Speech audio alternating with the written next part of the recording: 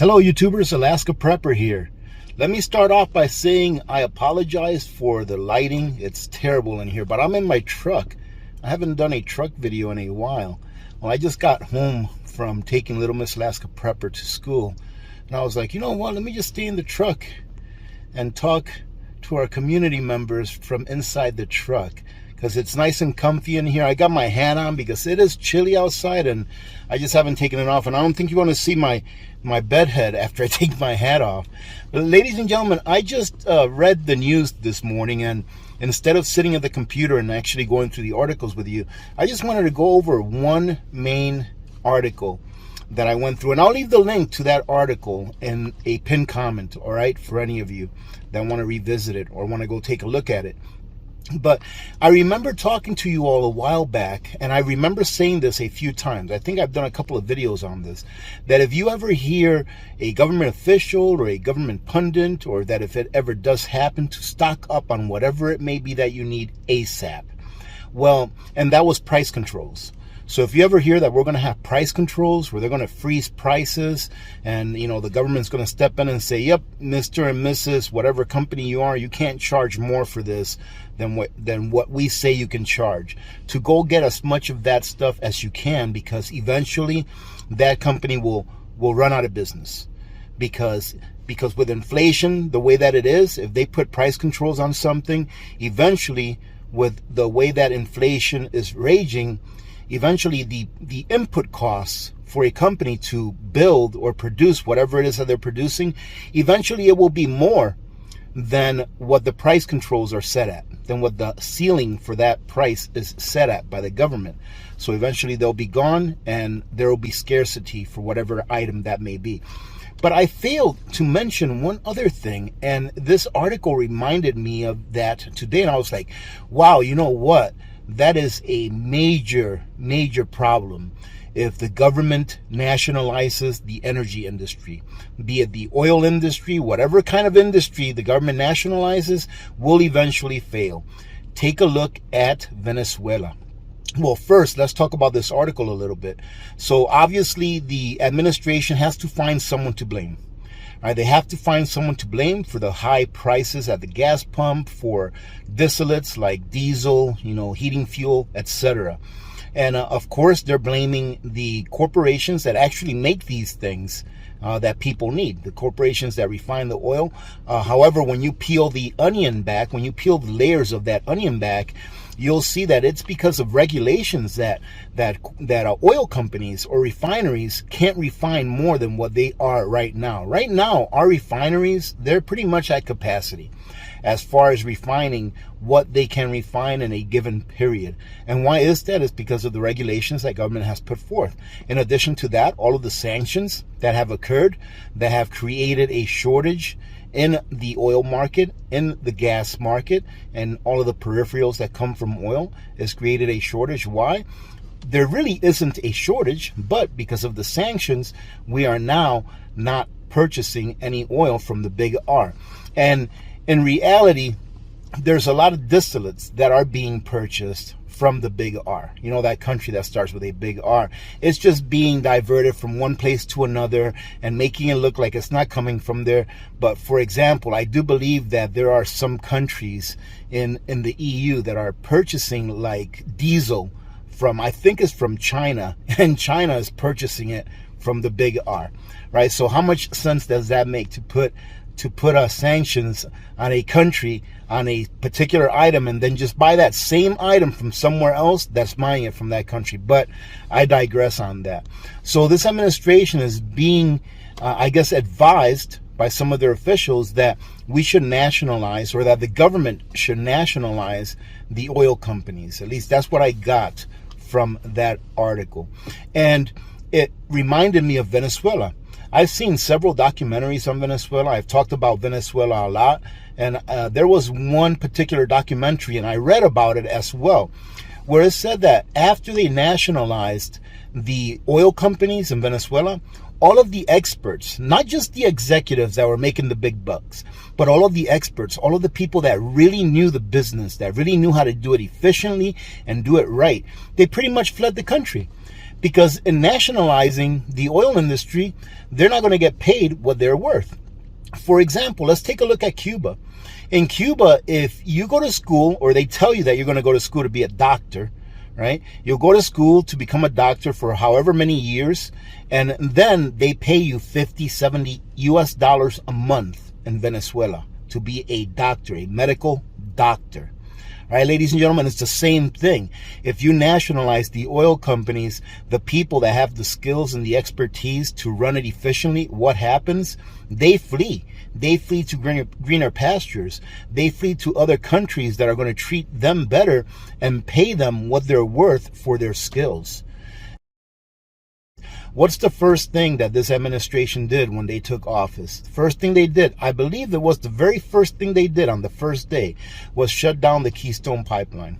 Was shut down a way for us to be able to get, I believe it's the oil sands from Canada down here in an efficient and cheap manner, and in addition keeping a whole bunch of people employed. I think it's about 100,000 jobs or so, but I may be wrong on the 100,000 jobs. That's just what I heard. But that's the first thing they did. And then they've done policy after policy after policy that has actually crippled our energy industry. And now that we are having, problems with energy, for example, we have about 20 days of diesel left in our reserves. If that happens, if we actually run out of diesel, which I personally don't think that we will, and I hope that I'm right, but if it does occur that we run out of diesel in this country, ladies and gentlemen, you better get everything that you need. You better have everything that you need to be able to live without being able to go to the store and get what you need on a daily basis. You better have it for, I would say, at least a month's time. The more, the better. But that's why you should be preparing now in case something like that happens. But what's next after they nationalize the energy industry or the oil industry? Will it be the food industry? What's after that? The telecom industry, where they control everything that goes through our airwaves as far as the internet, phones, all that kind of stuff. It's a very slippery slope. I would hope that this does not happen, but seeing the way that we've gone downhill here in the last several years, how we've gone downhill into a type of governance system that is more authoritarian, more socialist, i.e. also more on the communist side, it is very plausible that it could happen. So prepare for that, ladies and gentlemen. I think that the next few years or several years, they're going to be very difficult years, for everyone. And having everything that you need for, let's say, a year's worth of time, it's just a buffer that will allow you to maintain your standard of living. And some people would ask me, well, what if this lasts 4, 5, or 6 years? Will a year's worth of stuff be enough? Well, I say that the more the better. The more of something that you have that you need, the better. So if you have 2 years worth of rice, good on you. Right? If you have 3 years worth of something else, good on you. But the reason that I say a year is because nothing is going to run out indefinitely. If we have shortages on this or that, and you have it, yes, you're going to be depleting your preps. But there can be another time within that time frame. Let's say we have a crisis where we turn into Venezuela for 5 years, right? Let's just say that. Let's play along.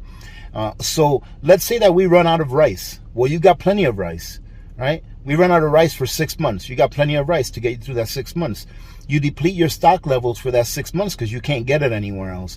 But then it becomes available. Then you can start preparing that. You can start filling in the gap little by little. That way no one recognizes that you're buying a lot. You definitely don't want to go out there and buy 300 pounds of rice, if we just got out of a rice shortage. But using rice is just an example. But that's how your 1 year supply will be extended out to several years. It's because even though we may be in the middle of a crisis, it doesn't mean that everything is going to be gone.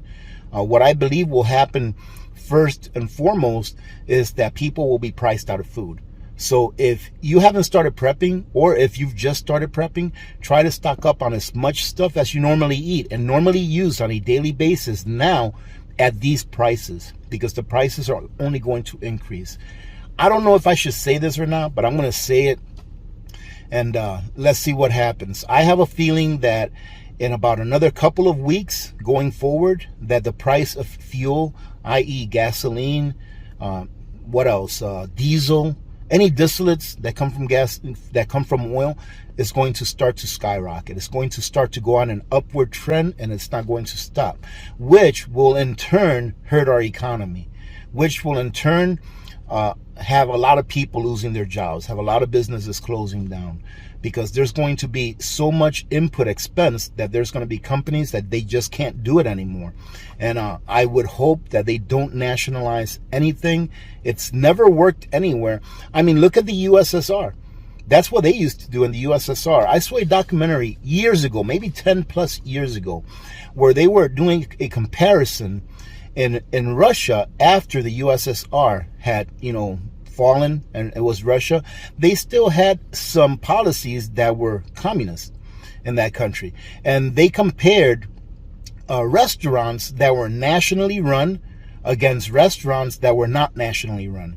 And in the restaurants that were nationally run, pretty much owned by the government, the service was terrible, the food was terrible, people didn't want to work because they got paid a very low wage, as opposed to the restaurants that were run by the free market, by someone that actually invested their money and time into it. Those restaurants flourished. So ladies and gentlemen, this is what I am doing. So let me tell you, as far as what's coming forward. Let's say, for example, that you own a vehicle, right? Most people do. Does that vehicle use engine oil? Does that vehicle use oil filters, fuel filters? Does that vehicle use tires? Get all of those things that you know that you may need in the next 2 to 3 to 4 years, maybe 5 even. Because, for example, you only go through a set of tires, depending on how much you drive, maybe once every 4 or 5 years.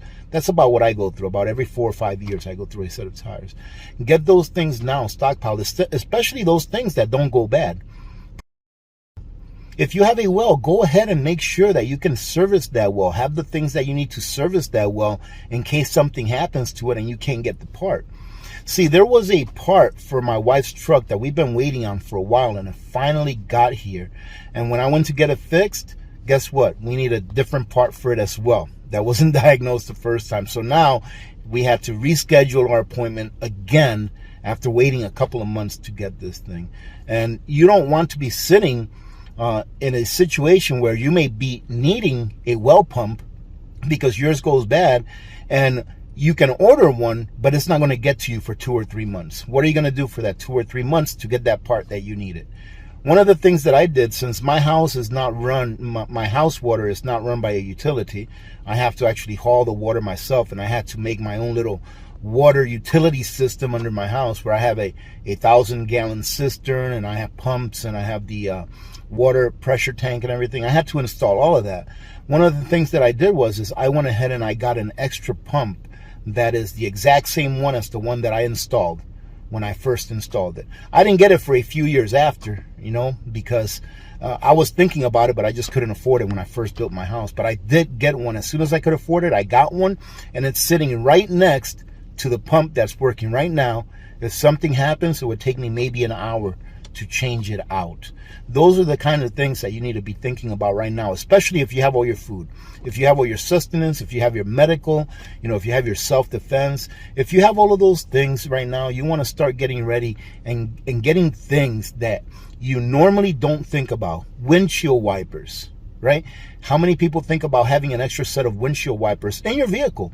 I actually needed to use a set of windshield wipers that I had in my vehicles here a few years back, where I stopped at a gas station and it was like, I don't know, -30 or so. And my windshield wipers got stuck to my windshield. And when I went to use them, they wouldn't go up or down because they were stuck. So when I went to release them from the windshield, they ripped off. So I was like, wow, wait a minute. I got a windshield wiper in the back. And I went ahead and replaced it, and I was on my way. These are the things that we want to start thinking about, ladies and gentlemen. The things that you don't use on an everyday basis. Things that you don't use every single day, but that you can very likely need here in the future. So anyways, I just thought that I'd spend a few minutes with you all today. Hey, listen, we're going to have a live stream later on today at 2 p.m. Alaska time, 6 p.m. Eastern time. So it's the end of the week. Make sure that you top off your vehicles. I just got back from the gas station. I dropped off Little Miss Alaska Prepper, and I went to the gas station, topped off, and I don't plan on going anywhere else today because I'm a homebody and I don't like to travel and I don't like to hit the road. But anyways, we'll have a live stream today. Hopefully we'll see you there. Other than that, have a great day, ladies and gentlemen. God bless every one of you, and continue to prepare because you are going to need your preps.